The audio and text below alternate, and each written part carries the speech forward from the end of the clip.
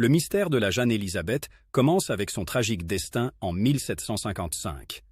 Ce navire marchand suédois, faisant route vers le port de Sète, transportait une cargaison extrêmement précieuse. En son cœur, selon les rumeurs, se trouvait un trésor inestimable d'or et d'argent, destiné à des fins commerciales ou peut-être même à des entreprises secrètes et ambitieuses.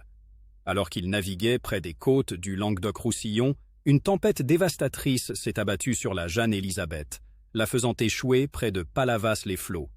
Dans les jours qui ont suivi, une partie de la cargaison a été récupérée, mais la légende raconte qu'une grande quantité du trésor est restée introuvable, engloutie par les flots ou enfouie dans le sable.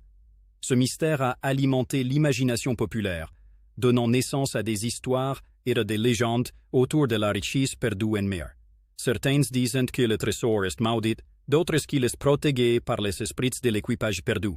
Le navire lui-même, avec son contenu précieux, est devenu un symbole de fortune cachée et de mystères non résolus.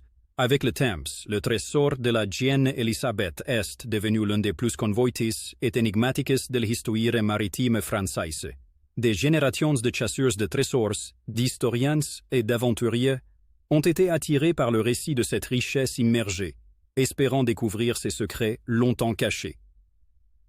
Mais malgré toutes les recherches et les expéditions, le trésor de la Jeanne Élisabeth reste un mystère, perdu quelque part dans les eaux sombres de la Méditerranée. N'oubliez pas de vous abonner pour ne pas manquer nos prochaines aventures à travers les mystères et les trésors du monde.